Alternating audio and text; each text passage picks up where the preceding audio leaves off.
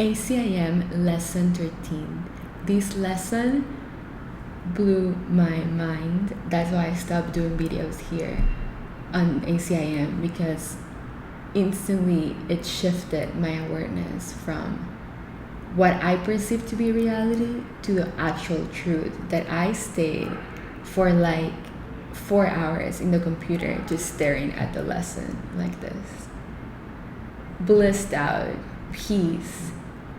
It's just mind-blowing. And the more I anchor these ACIM programs in my consciousness, every situation in life is easier. And the way I can shift my perception, it's like this. Didn't even sound this. I shift my perception instantly. So what is this lesson? And don't try to understand it, just flow with it, because it actually makes a difference. A meaningless world engenders fear. This is similar than the previous lesson, just that's more specific within the emotion that it arouses.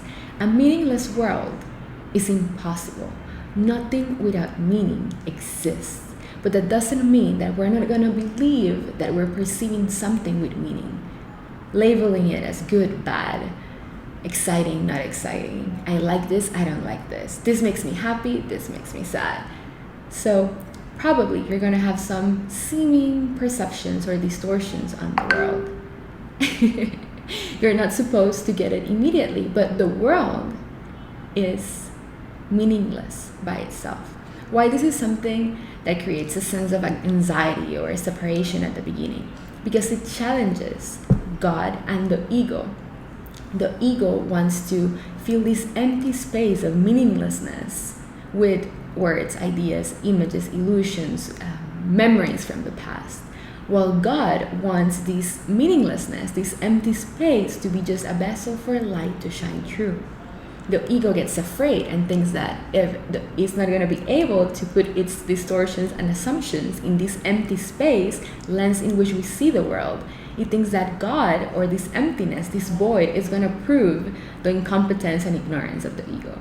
It's a loving ego, but still, it's just creating ideas that why, and it just contracts you. You're supposed to be expanded and joyful and happy.